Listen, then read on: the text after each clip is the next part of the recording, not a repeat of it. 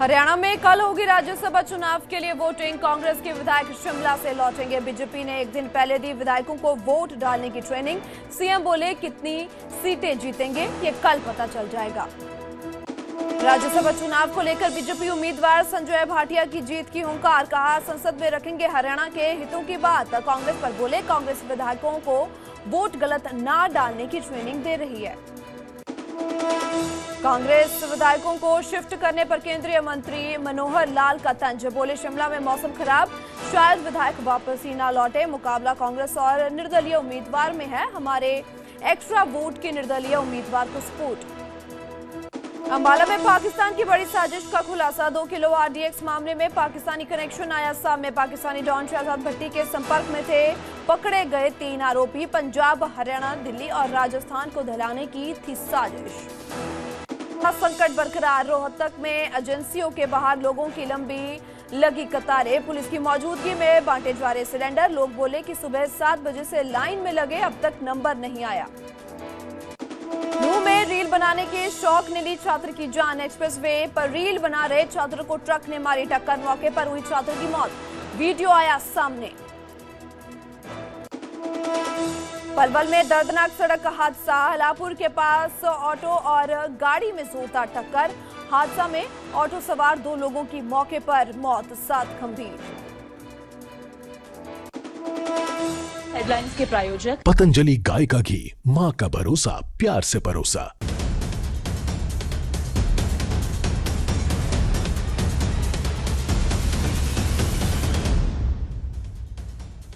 नमस्कार, न्यूज़ 18 पंजाब हरियाणा देख रहे तमाम दर्शकों का मैं अनामिका हरियाणा प्राइम में बहुत बहुत स्वागत करती हूँ। बुलेटिन का आगाज करते हैं। सबसे पहले बात करते हैं जो हरियाणा में कल राज्यसभा चुनाव के लिए वोटिंग होने जा रही है।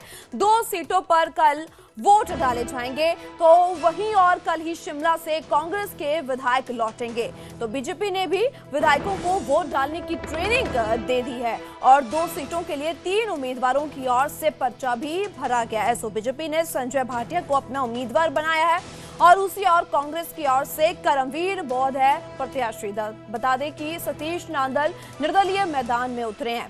तो ऐसे में अहम ये मुकाबला देखने को मिल रहा है और 9 बजे ये वोटिंग प्रक्रिया शुरू होगी और इसके बाद शाम 4 बजे तक वोटिंग का टाइम खत्म हो जाएगा और जिसके तुरंत 1 घंटे बाद शाम के 5 बजे तक काउंटिंग शुरू हो जाएगी। और ऐसे में कल ये राज्यसभा की वोटिंग जो की है शुरू होने जा रही है। तो 9 बजे 16 मार्च को बता दें कि मतदान शुरू होगा। हालांकि इससे पहले कांग्रेस के विधायक जो कि आज शिमला होटल में पहुंचे हुए हैं, जिसके बाद कल उनकी ओर से वापसी की जाएगी और अपनी वोटिंग प्रक्रिया में अपना हिस्सा जो कि लिया जाएगा।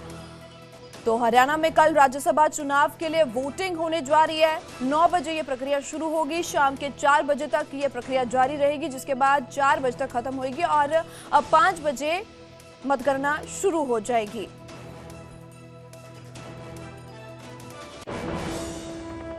राज्यसभा चुनाव को लेकर बीजेपी उम्मीदवार बोले हैं, मैं हरियाणा के हितों की बात सदन में रखूंगा। उनकी ओर से जीत का हुंकार भरा गया है, जीत की हुंकार भरते हुए नजर आए और पार्टी ने मुझ पर भरोसा जताया है, उसके लिए आभार प्रकट करते हुए नजर आए। और इसी के साथ कांग्रेस को लेकर संजय भाटिया का बयान भी सामने आया है। कांग्रेस गलत वोट ना डालने की ट्रेनिंग दे रही होगी। तो संजय भाटिया का ये बयान अब सामने आया है। एक तरफ उनकी ओर से कहा गया कि मैं हरियाणा के हितों की बात सदन में रखूंगा, पार्टी ने मुझ पर भरोसा जताया है, उस पर आभार प्रकट करते हुए नजर आए हैं। और आपकी ब्लेसिंग्स है, पूरे हरियाणा की ब्लेसिंग्स है और संगठन ने भी, नेतृत्व ने भी एक बहुत बड़ा एक सम्मान भी मुझे दिया और ट्रस्ट भी किया। और मैं हरियाणा की तरफ से जो मैक्सिमम हितों की बात होगी उच्च सदन में रखने का प्रयास करूंगा।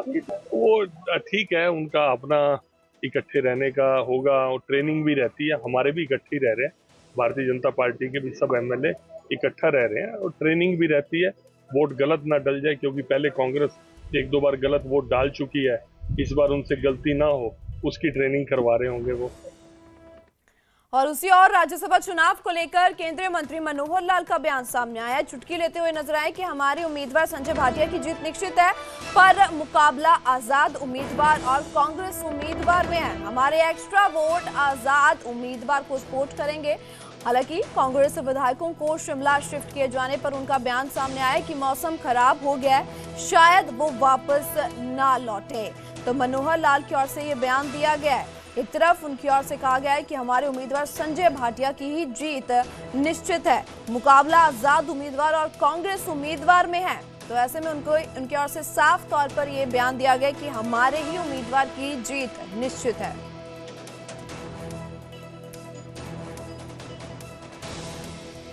खड़ा किया हुआ है और बाकी एक कैंडिडेट कांग्रेस का स्वाभाविक उन्होंने खड़ा किया है, एक इंडिपेंडेंट खड़ा हुआ है। इसमें जो सांसद हैं, जो विधायक हैं, उन विधायकों ने ही अपनी अंतरात्मा की आवाज से वोट देना है। इस समय हम कुछ भी नहीं कर सकते। निश्चित रूप से भारतीय जनता पार्टी का जो एक कैंडिडेट यानी संजय भाटिया जी, उनकी जीत सुनिश्चित है। बाकी मुकाबला उन दो कैंडिडेट्स में है और इंडिपेंडेंट कैंडिडेट अपने तरीके से जोर लगाए हुए हैं। उन्होंने सब लोगों से अपील की है।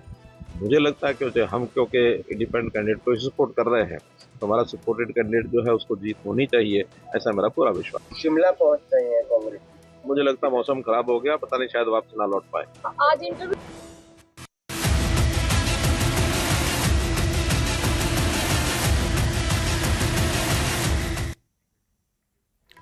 आगे बढ़ते हुए बात करते हैं, क्या पाकिस्तान से दिल्ली की तरह हरियाणा को दहलाने की साजिश हो रही थी?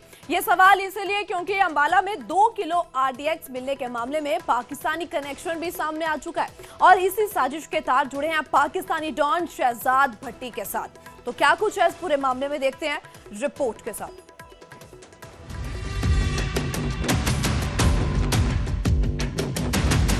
पाकिस्तान के निशाने पर क्या पंजाब और हरियाणा है? क्या पंजाब और हरियाणा में भी दिल्ली की तरह ब्लास्ट करने की कोई बड़ी साजिश होने वाली थी? इन सवालों का जन्म इन आरोपियों की गिरफ्तारी के बाद हुए खुलासे से हुआ है।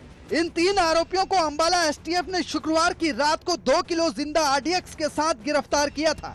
इनकी गिरफ्तारी के बाद जैसे जैसे पुलिस की जांच आगे बढ़ी तो साजिश की पोटली खुलती चली गई और इसी खुलासे में ये भी पता चला कि इन तीनों आरोपियों का कनेक्शन पाकिस्तान से है। देखिए, 57 नंबर मुकदमा है जिसमें कि बराड़ा थाने से STF ने 3 आरोपियों को पकड़ा है जो कि 2 किलो जिंदा RDX लेके अपने मोटरसाइकिल पर सवार होकर घूम रहे थे।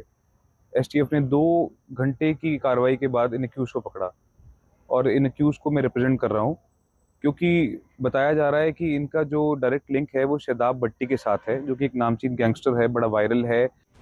इस पूरे मामले में पाकिस्तानी कनेक्शन को समझने से पहले आप इन आरोपियों के बारे में जानिए, क्योंकि पूरी साजिश को अंजाम देने की जिम्मेदारी इन्हीं आरोपियों को दी गई थी। पकड़े गए 3 आरोपियों में अंबाला के कम्बासी गांव का रहने वाला जंगवीर, मेरठ का रहने वाला अंश और अजमेर का रहने वाला अली शामिल है। ये तीनों ही आरोपी सोशल मीडिया के जरिए एक दूसरे के संपर्क में आए थे। इसके बाद इन आरोपियों का संपर्क पाकिस्तान में बैठे पाकिस्तानी डॉन शहजाद भट्टी के साथ हुआ।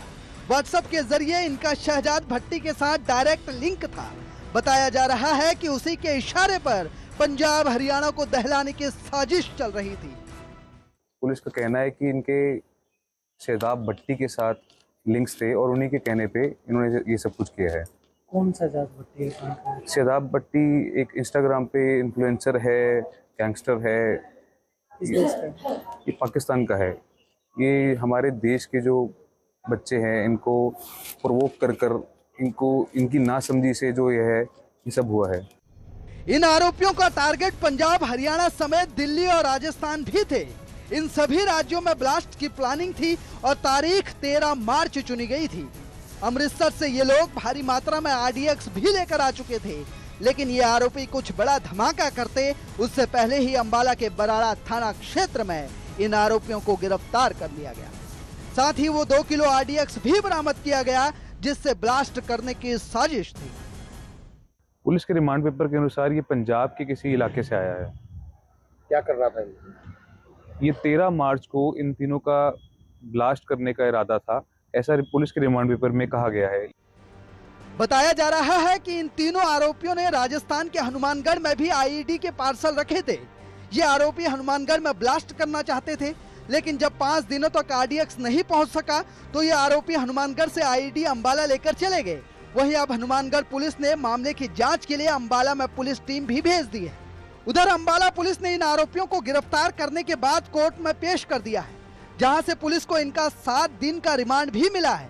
इन 7 दिनों में अब पुलिस इनसे पूछताछ करेगी और ये पता लगाएगी कि इनके साजिश का हिस्सा और कौन कौन लोग हैं, कैसे इन्हें RDX मिला और क्यों ये लोग दिल्ली, पंजाब, हरियाणा और राजस्थान को दहलाना चाहते थे।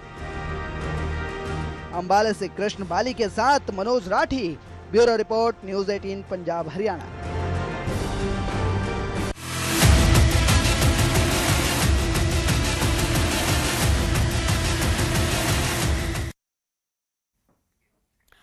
तो आगे बढ़ते हैं और बात करते हैं सिलेंडर संकट और संघर्ष अभी भी जारी है। हरियाणा में गैस एजेंसियों के बाहर लोगों की कतार, बुकिंग के बाद भी लोगों के नहीं मिल रहा है सिलेंडर, तो अभी भी उनके अंदर पैनिक का माहौल पाया जा रहा है। रोहतक में गैस एजेंसी के बाहर लोगों की लंबी कतारें देखने को मिल रही है। 7 बजे से सिलेंडर लेने के लिए लाइनों में लोग लगे हुए हैं और उसी ओर अब पुलिस की मौजूदगी में सिलेंडर भी बांटे जा रहे हैं। तो ये संघर्ष अभी भी जारी है और ऐसे में तस्वीरें रोहतक से ये सामने आई है, जहां सुबह से लोग लंबी कतारों में, लाइनों में लगे हुए हैं सिलेंडर लेने के लिए और अब पुलिस की मौजूदगी में ये सिलेंडर बांटे जा रहे हैं। तो तस्वीरों में देख सकते हो फिलहाल पैनिक का माहौल अभी भी बरकरार है। तो गैस एजेंसियों के बाहर लोगों की एक कतार सामने आई है। कब से खड़े हो? 9 बजे गैस की पर्ची कटाने के लिए खड़े हैं। कब से खड़े हो? 9 बजे से। तो फिर नंबर नहीं आया आपको? अभी तो आया नहीं भैया। गैस की दिक्कत है, सिलेंडर नहीं मिल रही। लंबी लाइन आ रही है, सुबह से लग रहे हैं लोग, उनको मिल नहीं रहे। जो सिफारिशी वो अपने सिफारिश ले जाते हैं। किस टाइम आए थे? हम तो अभी आए थे और जो आ रहे हैं वो साथी आ रहे हैं, वो 7 बजे के आ रहे हैं, उन अब तक नहीं मिला। हम तो अभी आए थे उनको देखने में, मिला नहीं मिला। स्थिति सामान्य है, भीड़ थोड़ी ज़्यादा है। माल 2 गाड़ी आज आई हुई है, दोनों गाड़ी बांट देंगे। 700 सिलेंडर आए हुए हैं और कोई बात नहीं, बीच में लोग 2-2, 4-4 कापी वाले आ जाते हैं, अन्यथा उनसे थोड़ी भीड़ ज़्यादा बढ़ जाती है और कोई तकलीफ नहीं है गैस में। तो गैस सिलेंडर लेने का क्या तरीका है? फिलहाल लोग क्या तरीका अपनाएं? बस अपनी पर्ची कटाओ और फटाफट माल ले लो। कोई बुकिंग जो पहले हो रखी है, 25 दिन का टाइम है, 25 दिन की बुकिंग वाले को मिल जाएगा। तो वहीं और हरियाणा में एलपीजी संकट को लेकर प्रशासन भी अब अलर्ट मोड पर नजर आ रही है। पानीपत में एलपीजी का उत्पादन बढ़ाया गया है। एलपीजी उत्पादन 1800 से बढ़ाकर 2200 मीट्रिक टन किया गया है। पहले घरेलू गैस उपभोक्ताओं तक ये गैस पहुंचाई जा रही थी और राज्य से बाहर जाने वाली एलपीजी पर भी फैसला जल्द आएगा। तो ऐसे में अब पानीपत में बता दें कि एलपीजी की उत्पादन बढ़ा दिया गया है, जो 1800 से बढ़ाकर 2200 मीट्रिक टन कर दिया गया है। हालांकि पहले घरेलू गैस उपभोक्ताओं तक ये पहुंचाई जा रही थी गैस, और अब राज्य से बाहर जाने वाली एलपीजी पर भी फैसला जल्द सुनाया जाएगा। पानीपत की स्थिति बहुत बढ़िया है। पहले 1800 मीट्रिक टन रोजाना बढ़ती थी, अब हमने उसको शिफ्ट करा के और प्लांट शट डाउन करा के एलपीजी पे ध्यान करा दिया। तो IOCL में हमारी अब 2200 मीट्रिक टन पर डे के हिसाब से जा रही कोंड के प्लांट में। कोंड बॉटलिंग प्लांट है, वहाँ से हो जाएगी। यदि हमें जरूरत पड़ेगी तो हम बाहर भी नहीं जाने देंगे। अभी हरियाणा से बाहर भी जा रही है। हमारी जो जितनी हम पैदा कर रहे हैं उतनी हरियाणा की खपत नहीं है। हाँ, कमर्शियल पे अभी थोड़ा सा डाउन रहेगा, कमर्शियल डाउन रहेगा, क्योंकि मेन हमें जो देखना है रेजिडेंशियल की है। गृहिणी को दिक्कत हो सकती है, वो हमारा ध्यान है LPG only for residential domestic purpose के लिए। 25 दिन के बाद हो रही है। कल मैंने मीटिंग कर ली है, कल सारी एजेंसी आई थी, थोड़ी उनके वहाँ ऑनलाइन बुकिंग में प्रॉब्लम थी। अब क्या है, लोग जानबूझ के पैनिक हो रहे हैं। मैं इस मंच के माध्यम से कहूँगा कि पैनिक होने की जरूरत नहीं, अपनी बुकिंग कराओ, 25वें दिन सिलेंडर ले लो और एक सिलेंडर 30 दिन आराम से चलता है, वेस्टेज ना करो।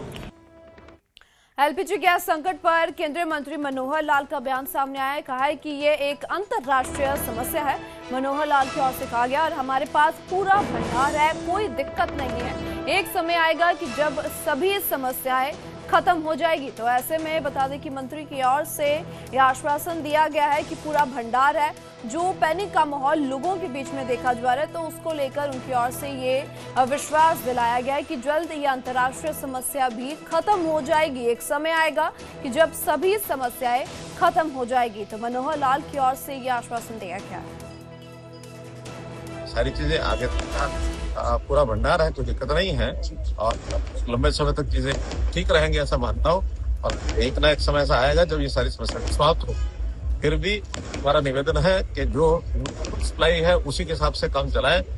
किसी प्रकार का इसमें जिसको होर्डिंग से बचना चाहिए। होर्डिंग और ज्यादा चीजों को कमी करती है, पैनिक ना फैलाए। किसी भी प्रकार की कोई समस्या आती है, भारत सरकार जो है जनता के साथ खड़ी है। आगे बढ़ते हुए बात करते हैं, वही इनेलो अध्यक्ष अभय चौटाला ने भी गैस संकट को लेकर सरकार को जमकर घेरा है। सोनीपत में अभय चौटाला ने कहा कि लोग परेशान हैं क्योंकि गैस की कमी से होटल और ढाबे तक बंद होने की नौबत पहुंच चुकी है।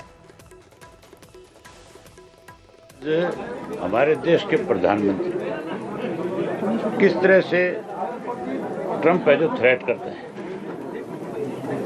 कैसे आदेश जारी करता है कि आप केवल 2 दिन ही डीजल खरीद सकते हैं। क्या हमारा देश ट्रंप चलाएगा? अंग्रेजों के समय में इस किस्म के आदेश होते थे जब देश गुलाम था।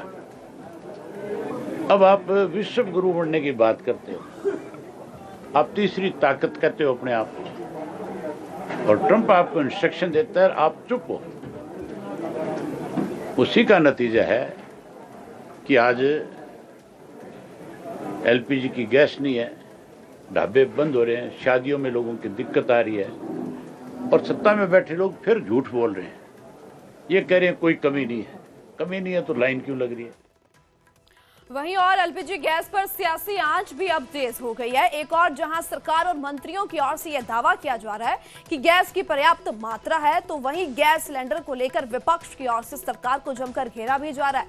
कांग्रेस सांसद कुमारी शैलजा ने भी गैस की किल्लत पर सवाल उठाए हैं। वहीं केंद्रीय राज्य मंत्री कृष्ण पाल गुर्जर ने कहा है कि कुछ परेशानियां हैं, उन्हें दूर किया जाएगा। जितनी डिमांड युद्ध से पहले थी उतनी डिमांड आज है, जितनी सप्लाई युद्ध से पहले थी उतनी सप्लाई आज है। ऐसा है नहीं कि इन 15 दिनों में फरीदाबाद की डिमांड बढ़ गई हो, ऐसा कोई कारण नहीं है। वैसे गर्मियों में वैसे भी डिमांड कम हो जाती है, लेकिन सप्लाई जो युद्ध से पहले थी उतनी लगातार पीछे से भी आ रही है और यहाँ भी किया जा रहा है। लेकिन आज विरोधियों के पास, लेकिन मैं बता रहा हूँ, हमारे विरोधियों के पास कुछ रहा तो है नहीं। पैनिक फैला रहे हैं, लोगों में डर पैदा कर रहे हैं, उस पैनिक की वजह से लाइनें लग रही हैं। तो उधर बाबा रामदेव ने भी युद्ध और योग के बारे में बोलते हुए लोगों को सोशल मीडिया से ही दूर रहने की नसीहत दी है। करनाल में एक कार्यक्रम में युद्ध के बारे में बोलते हुए बाबा रामदेव ने कहा है कि ये सब बेवकूफियां चल रही है।